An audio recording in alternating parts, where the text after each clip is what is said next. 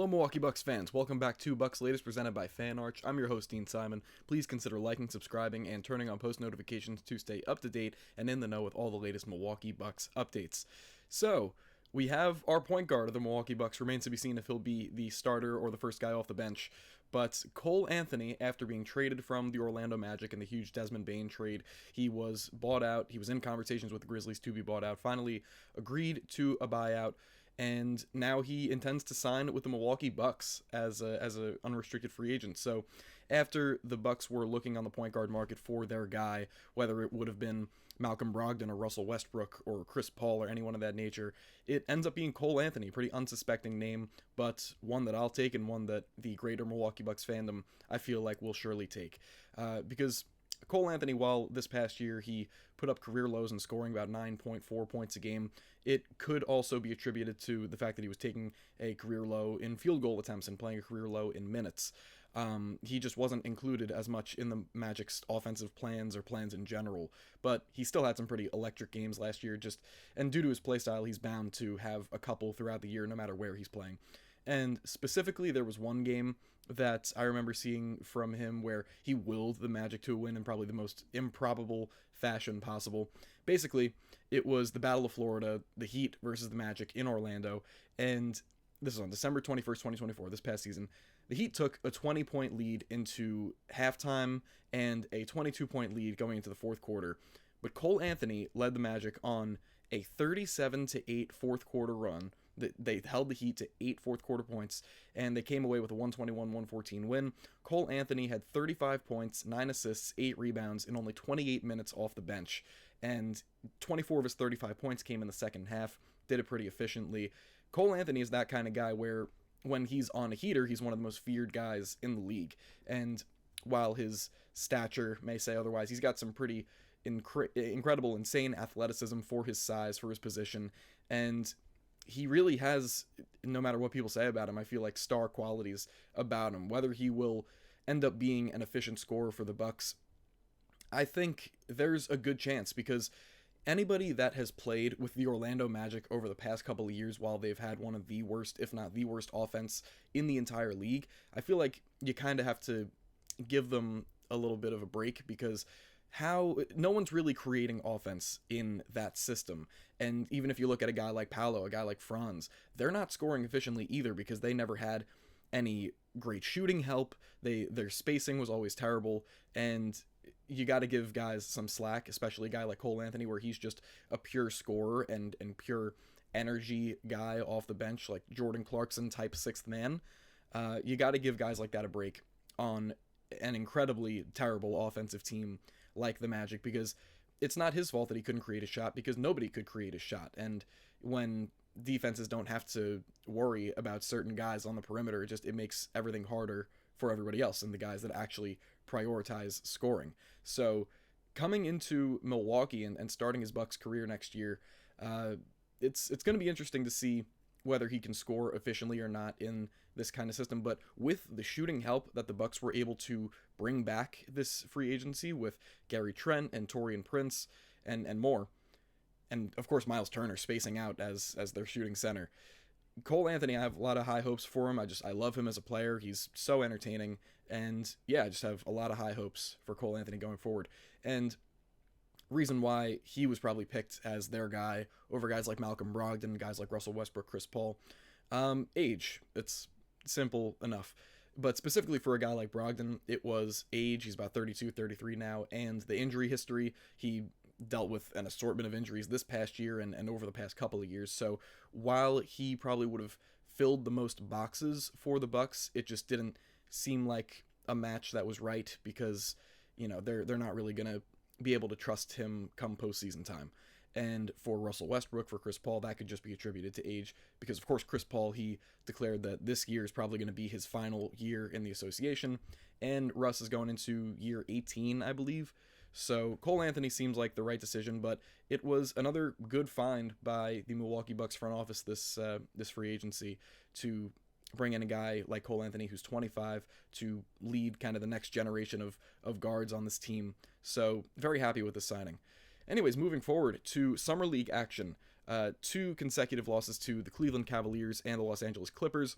One thing I'll say, though, is that after this 106-91 loss against the Clippers in their previous game, Chris Livingston continues to play like a man possessed, just getting to the rim at all times. He finished with 21 points, another 21 in this game.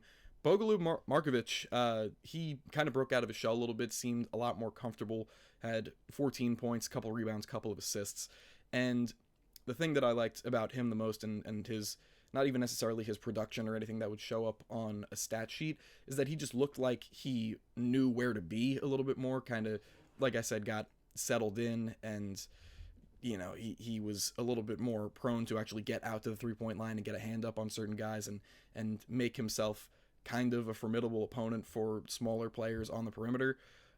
So I really liked what I saw from him. Andre Jackson had 9 points, 4 rebounds, 6 assists, 2 steals, a block, was very versatile in this previous game against the Clippers, and his three-point shooting has really stood out this past year. Maybe some in Bucks fandom would like to see him assert himself more as a scorer and be a little bit more consistent on the defensive side of the ball, but you can't really knock what he's been doing these past couple of games because, again, while he's not having these crazy scoring outputs and ridiculous nights in the box score, he's a little bit of everything. He's a jack of all trades, and I think the only thing I can really ask of him so far through the summer league, through the first 3 games, is just to keep that defensive intensity up. He's kind of slacked a little bit on ball on the defensive side, and that's just something that, for me, he was like, I viewed him as a pretty great perimeter defender, and he's got all the tools to be a great defender at the NBA level,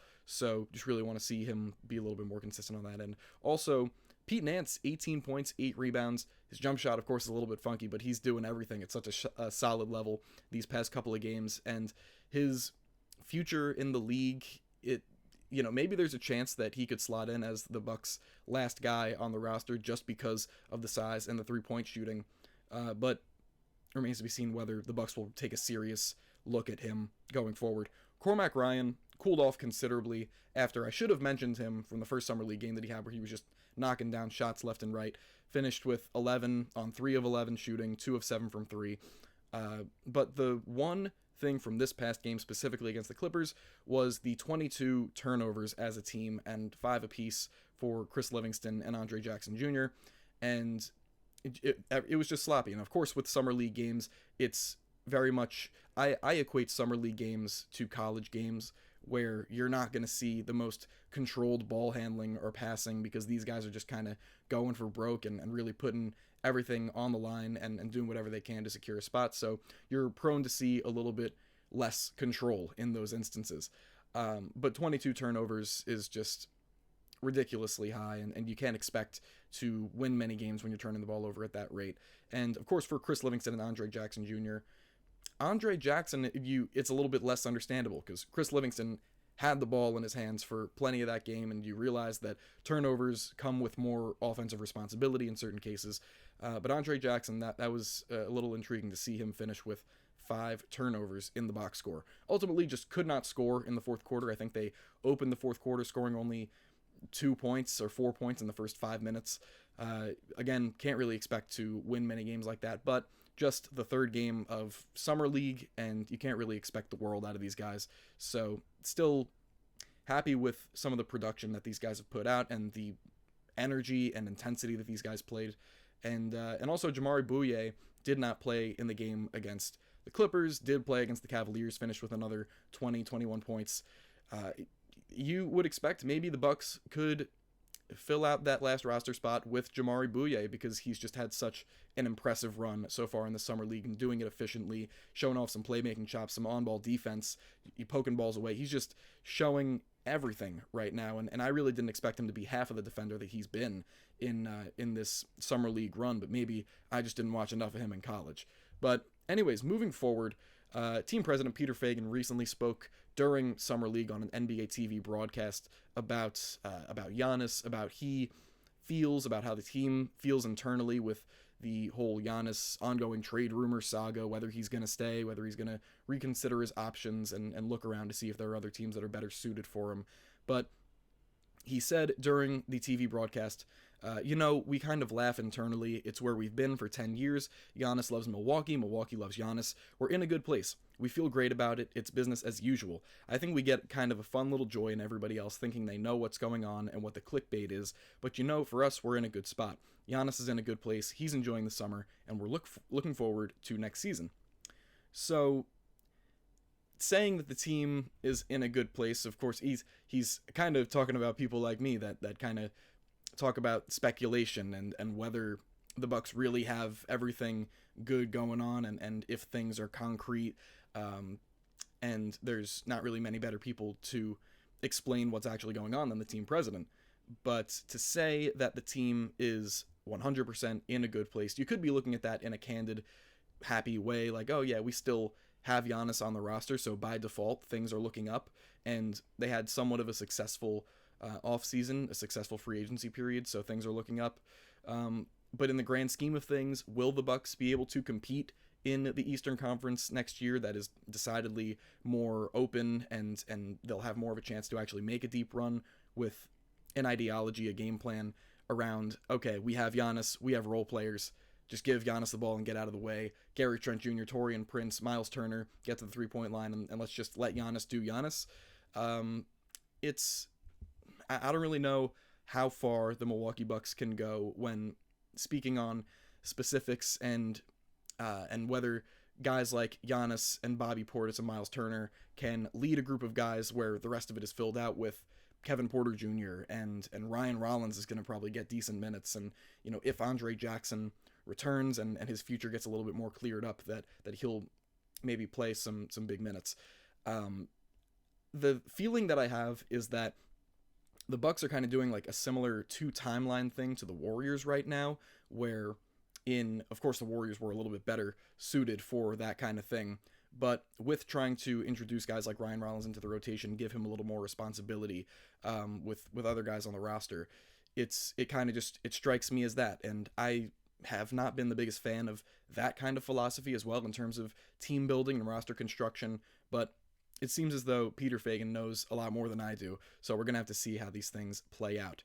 But anyways, last thing on the docket is that Thanasis Antetokounmpo is likely to return, again, as long as Giannis stays in the picture, he stays in Milwaukee, and that's according to Mark Stein of the Stein Line. Of course, Thanasis suffered a torn Achilles injury, and he's been performing his usual duties as, a hype man for his brother and for the rest of the team, and there's plenty of things admirable in taking on that role and just being that energy guy that's always there for his teammates and keeping everybody upbeat and happy.